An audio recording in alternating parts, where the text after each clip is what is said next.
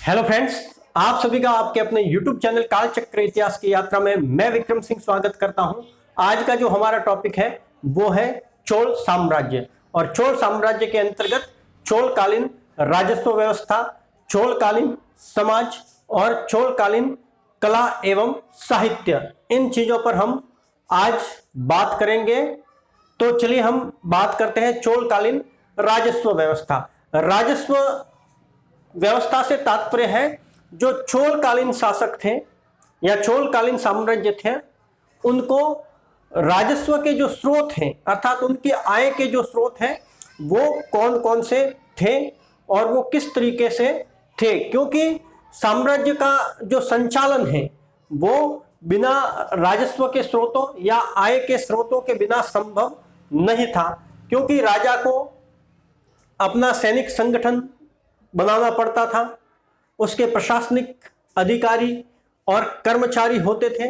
इसके अलावा राजसी ठाट बाट होता था, राजा के अपने निजी खर्चे होते थे और शासन संचालन के लिए अन्य धन की भी आवश्यकता है वो रहती थी। तो कुल मिलाकर बात करें तो कोई भी साम्राज्य हो या राज्य हो, उनको आय के स्रोतों की आवश्यकता है वो हमेशा रहती थी और आय के विस्तृत स्रोत ही उन्हें शक्तिशाली साम्राज्य के रूप में परिवर्तित करते थे। तो जो चोलकालीन जो राजत्व था या शासक थे, उनके राजस्व के जो स्रोत थे वो कौन से थे। तो हम बात करते हैं चोलकालीन राजस्व के स्रोतों की। चोलकालीन राजस्व का जो सबसे मुख्य स्रोत था वो था भूमि कर। आय का प्रमुख साधन भूमि कर था।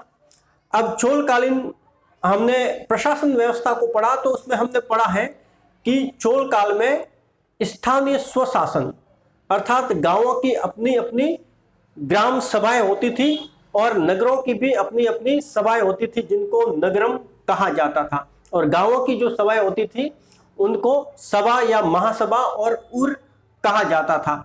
यह जो स्थानीय इकाइयां थी वो ही भूमि कर को संकलित करती थी और उसको राजकोष में जमा भी यही इकाइयां हैं वो करवाती थी।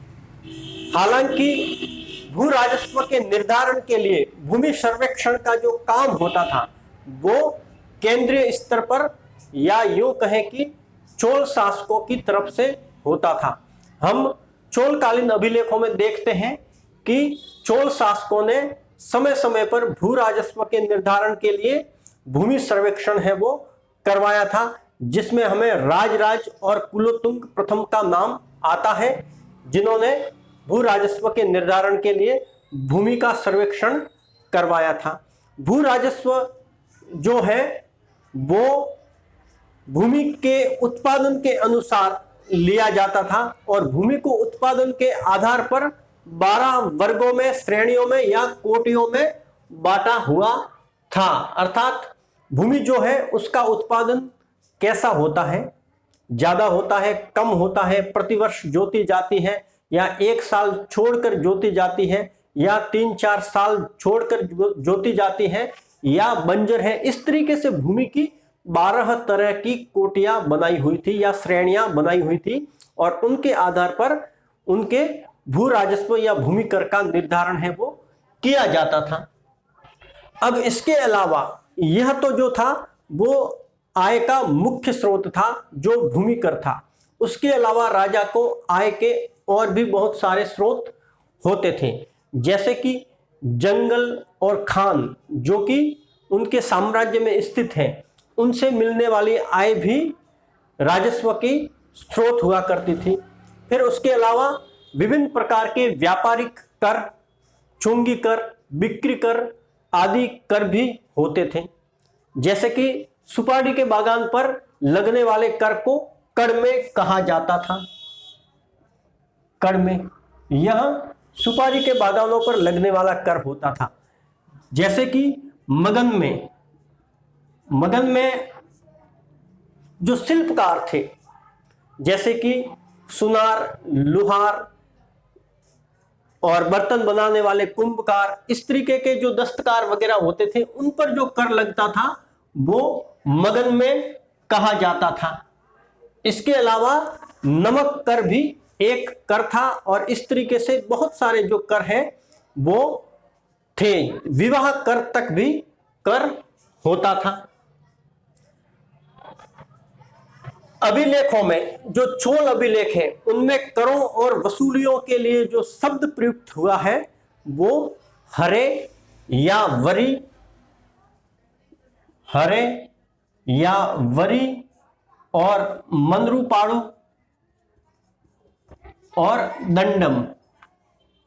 जैसे कि दंडम है वो वसूली के लिए जो शब्द है वो होता था और करों के लिए हरे या वरी जैसे शब्द हैं वो हमें चोलकालीन अभिलेखों में देखने को मिलते हैं। हर गांव और नगर में कुछ जमीन होती थी वो कर मुक्त होती थी, जैसे कि कारीगरों और चांडालों की जो बस्तियां होती थी वो कर मुक्त होते थे। इसके अलावा मंदिर वाली भूमि, शमशान भूमि, तालाब और नहरें जो होती थी वो कर मुक्त होते थे।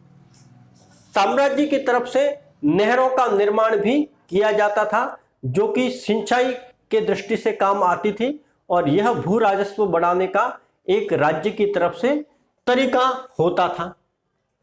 भूमि की माप की जो इकाई थी चोल काल में उसको वेली कहा जाता था और सोने के सिक्के जो चलते थे उनको कासू कहा जाता था।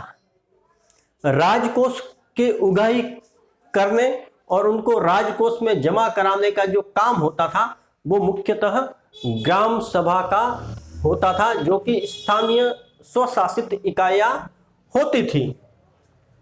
राजस्व विभाग का जो प्रमुख अधिकारी होता था उसको वरित पोतराक कहा जाता था, उसको वरित पोतराक कहा जाता था। यह राजस्व विभाग का प्रमुख अधिकारी होता था। इसी प्रकार से नगरों में कर संग्रह का जो काम होता था वो नगरम नामक स्थानीय इकाइयां करती थी। क्योंकि नगरों में कृषि होती नहीं थी, वो वहां पर व्यापार वाणिज्य ज्यादा होता था, इसलिए वहां से व्यापारिक जो कर होते थे, वाणिज्य जो कर होते थे, सीमा शुल्क, चुंगियां वगैरह होती थी वो उगाही जाती थी। शिल्पकारों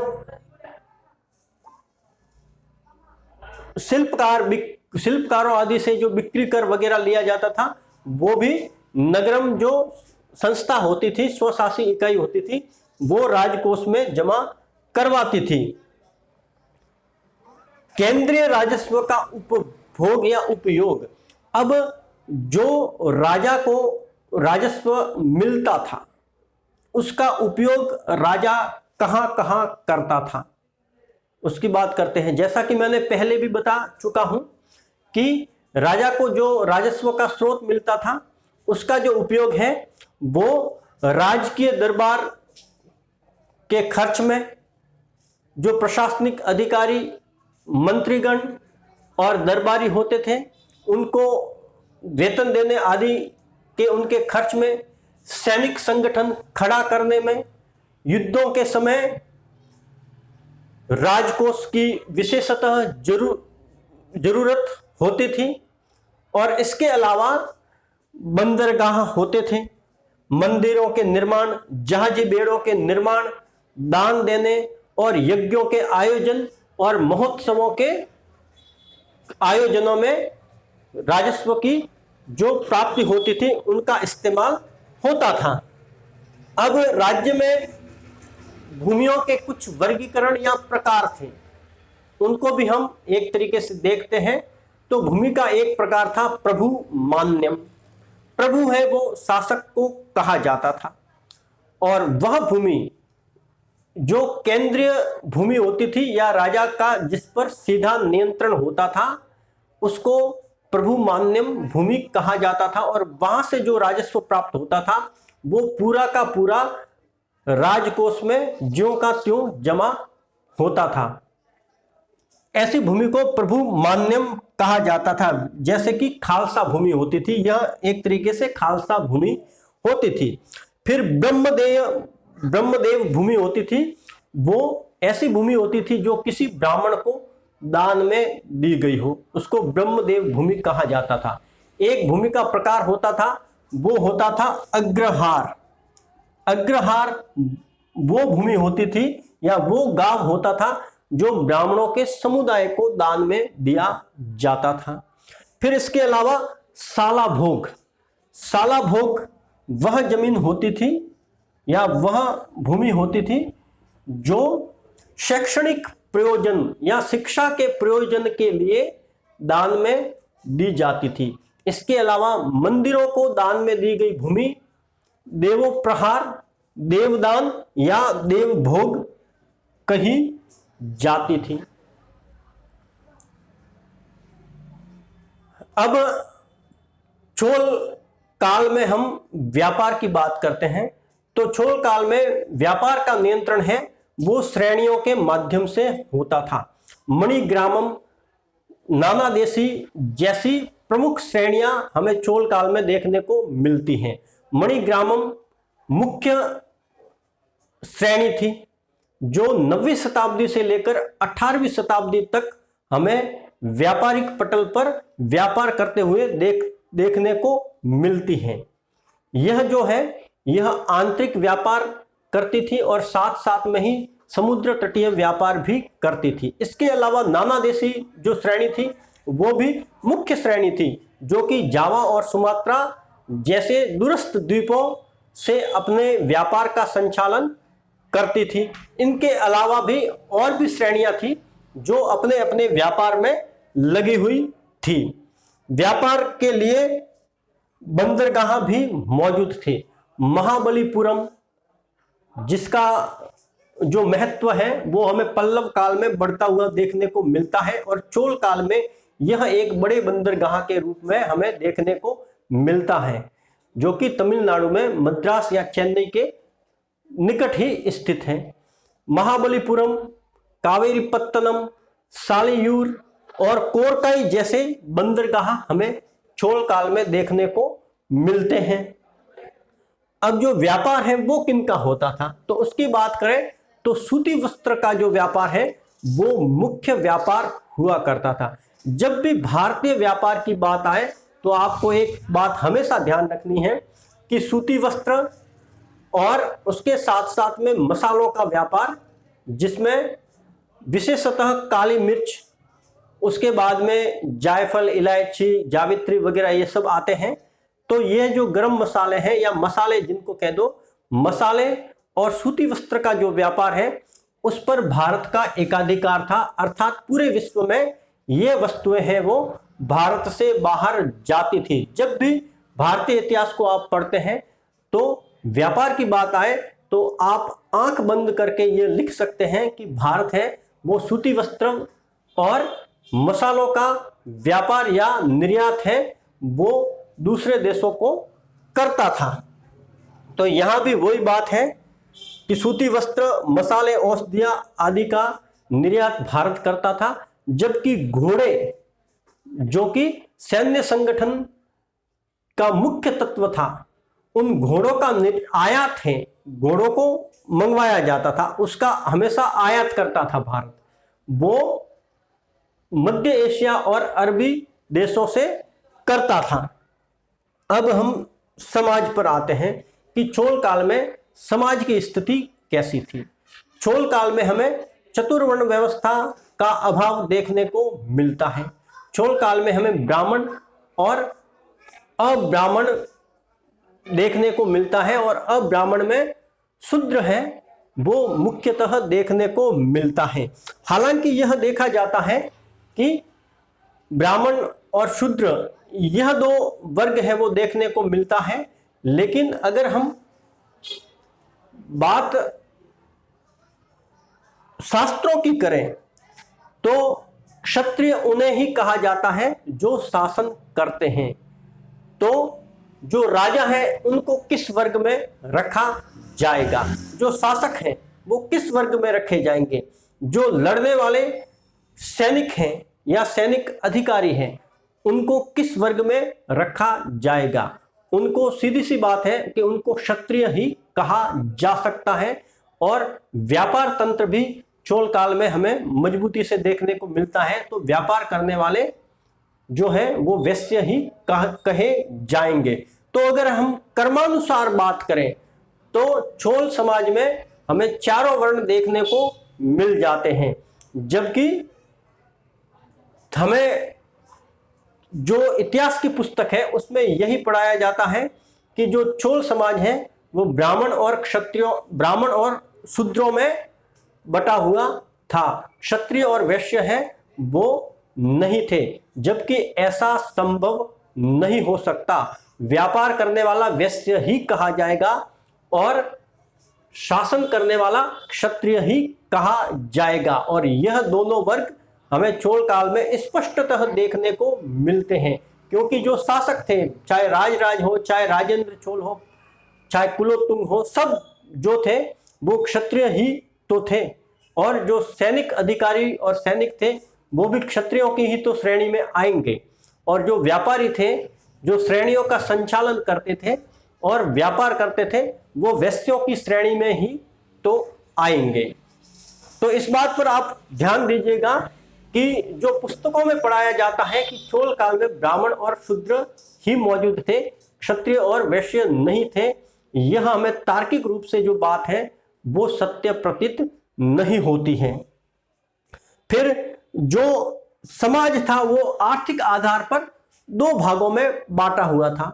एक जो होते थे उनको दक्षिण वर्गीय कहा जाता था और इनके लिए जो शब्द आता है साहित्यों में वो आता है वेलंगई। और एक वर्ग था जिसको वाम वर्गीय कहा जाता है, उनके लिए शब्द आता है वो आता है इडंगई। जो दक्षिण वर्गीय थे उनके लिए जो शब्द आता है वो आता है वेलंगई और इनके लिए जो शब्द आता है वो आता है इडंगई, वाम वर्गीय के लिए। जो वेलंगई थे वो कृषि और श्रम करते थे, लेकिन सामाजिक रूप से इनका जो महत्व ज्यादा था, इनका ओहदा बड़ा था और शासन तक इनकी सीधी पहुंच थी। जबकि इडंगई जो थे वो हस्तशिल्प और दस्तकार थे और इनका सामाजिक ओहदा जो था वो निम्न था। हमें चोलकालीन समाज में इसके साथ साथ में एक अछूत वर्ग भी देखने को मिलता है जिसको परैया कहा जाता है। इसके अलावा एक रथराज वर्ग भी देखने को मिलता है जो वर्ण संकर की श्रेणी में आता है, जिसका नाम था रथराज। इस वर्ग का नाम था रथराज जो वर्ण संकर की श्रेणी में आता है और इसकी उत्पत्ति उच्च वर्ण के पुरुष और निम्न वर्ण की स्त्री से मानी जाती है। इसके अलावा स्त्रियों की दशा की अगर हम बात करें तो स्त्रियों की दशा उत्तर भारत की अपेक्षा अच्छी थी। देवदासी जो प्रथा है वो दक्षिण भारत में हमें ज्यादा ठोस रूप में देखने को मिलती है। देवदासी से तात्पर्य उन स्त्रियों के लिए है या देवदासी की संज्ञा उन स्त्रियों को दी जाती है जिनको भगवान को समर्पित कर दिया जाता है। भगवान को समर्पित करने से तात्पर्य है जिनको किसी मंदिर विशेष को समर्पित कर दिया जाता है और उनका जो काम होता है वो उस मंदिर में रहकर आराध्य देव की पूजा अर्चना करना, मंदिर के जो महोत्सव होते हैं उनमें भाग लेना और जीवन भर विवाह न करना, अर्थात उनको भगवान की दासी या भगवान की प्रेयसी के रूप में मान लिया जाता था। देवदासी की प्रथा है वो हमें चोल काल में स्पष्टता देखने को मिलती है और हमें साथ साथ में दास प्रथा भी देखने को मिलती है। अब हम आते हैं चोलकालीन कला एवं साहित्य पर। चोलकालीन कला एवं साहित्य की अगर हम बात करें तो जो दक्षिण भारत में स्थापत्य शैली जो द्रविड़ शैली थी, मंदिर निर्माण शैली जो द्रविड़ मंदिर निर्माण शैली थी, उसकी पराकाष्ठा हमें चोल काल में देखने को मिलती है। द्रविड़ शैली के जो प्रारंभिक तत्व हैं वो हमें पल्लव वास्तुकला में देखने को मिलते हैं, जहां वो महाबलीपुरम में या मामल्लपुरम में प्रारंभिक मंदिर 7वीं शताब्दी में बनवाते हैं और वहां से हमें द्रविड़ कला शैली की प्रारंभावस्था देखने को मिलती है। और चोल काल तक आते आते यह जो द्रविड़ कला शैली है वो अपनी पराकाष्ठा या चरमोत्कर्ष पर पहुंच जाती है। चोल काल में राजराज द्वारा बना हुआ राजराजेश्वर या बृहदेश्वर जो मंदिर है वो द्रविड़ कला शैली की पराकाष्ठा है, चरमोत्कर्ष है और द्रविड़ कला शैली की कसौटी है। यह द्रविड़ कला शैली का सर्वोत्तम मंदिर माना जाता है। इस काल में हमें द्रविड़ कला शैली में मंदिर में गर्भगृह, प्रदक्षिणा पथ, ऊंचे विमान, मंडप, गोपुरम, चार दीवारी आदि देखने को मिलते हैं। एक बात हम और करते हैं कि इस काल में हमें कांसे की मूर्तियां हैं जो कि नटराज के रूप में ज्यादातर देखने को मिलती हैं। इन मूर्तियों की हमें बहुतायत देखने को मिलती है। आपने भी कभी चित्र में देखे होंगे नटराज शिव। नटराज अपने आप में बहुत सारी विशेषताओं को समेटकर रखे हुए हैं।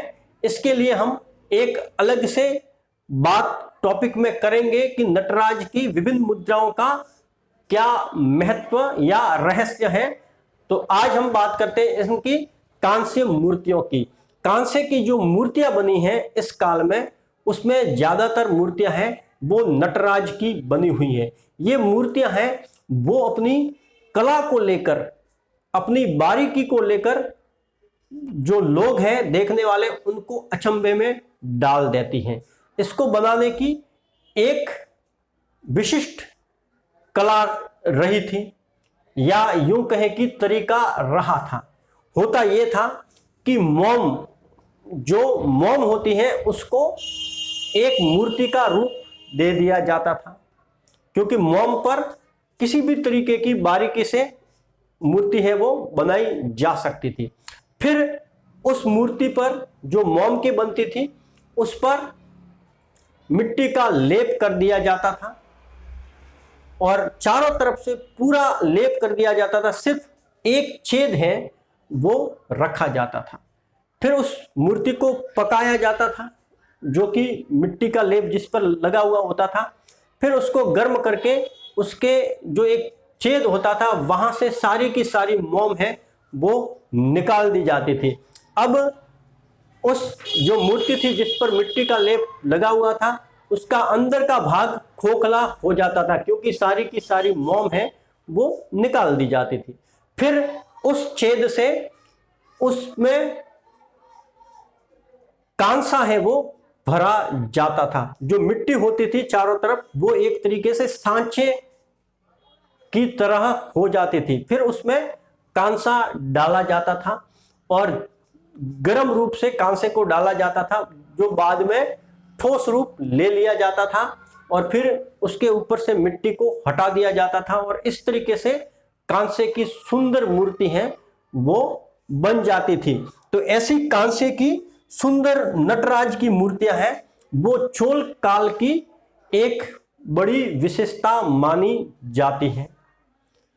अब चोलकालीन अगर हम साहित्य की बात करें तो हम चोल काल में देखते हैं कि जैन गोंदार एक व्यक्ति है जो कि विद्वान था और कुलोतुंग का यह राजकवि भी था। इसने कलुंगत्तु पर्णी नाम का ग्रंथ है वो लिखा था। नाम्बी आंडार नाम्बी नाम का एक शैव भक्त था। उसने शिव भक्ति के जो गीत हैं उनको एकत्रित किया था। ध्यान दीजिएगा, यह जो काल था वो शैव और वैष्णव, जिनको दक्षिण में अलवार और नैनार कहा जाता था। अलवार विष्णु के भक्त या अनुयायी होते थे जबकि नैनार शिव के भक्त या अनुयायी होते थे। तो उनका आंदोलन है वो इस काल में अपने पराकाष्ठा पर था। तो जो नाम्बी आंडार नाम्बी था वो भी चोलों के काल में ही हुआ था, जिसने शैव भक्ति गीतों को संग्रहित किया था। इसके अलावा हमें इस काल में 9वीं शताब्दी में कन्नड़ साहित्य के त्रिरत्न देखने को मिलते हैं, जिनको पंप पोन्न रन कहा गया है। इनका जो नाम है वो है पंप, पोन्न और रन। इन्होंने 3 ग्रंथ लिखे थे। पंप ने आदि पुराण, पोन्न ने शांति पुराण और रन ने अजित पुराण। ये तीनों ही ग्रंथ हैं वो जैनों के जो तीर्थंकर हैं उन पर लिखे हुए हैं या उनके आधार पर उनको विषय बनाकर लिखे हुए हैं। ये पंप, पोन्न, रन कन्नड़ साहित्य के त्रिरत्न माने जाते हैं। इनका जो काल है वो 9वीं शताब्दी का काल है। इसी तरीके से 10वीं 11वीं शताब्दी के काल में तमिल साहित्य के त्रिरत्न हुए हैं, जिनमें कंब या कंबन, ओट्टकुट्टम और पुगलेंदी विशेषतः आते हैं। ये 3 हैं वो तमिल साहित्य के त्रिरत्न माने जाते हैं। कंबन जो है उन्होंने तमिल रामायण का निर्माण किया है और दक्षिण भारत में यह जो तमिल रामायण है जो कि कंबन द्वारा लिखी हुई है वो बहुत ही ज्यादा मान्यता प्राप्त है। तो आज के हम इस टॉपिक में हमने चर्चा की चोलकालीन राजस्व व्यवस्था, चोलकालीन समाज और चोलकालीन कला एवं साहित्य की। तो आज का आपका टॉपिक है वो यही समाप्त होता है। आपको अगर हमारा वीडियो पसंद आया हो तो उसको लाइक, सब्सक्राइब जरूर करें।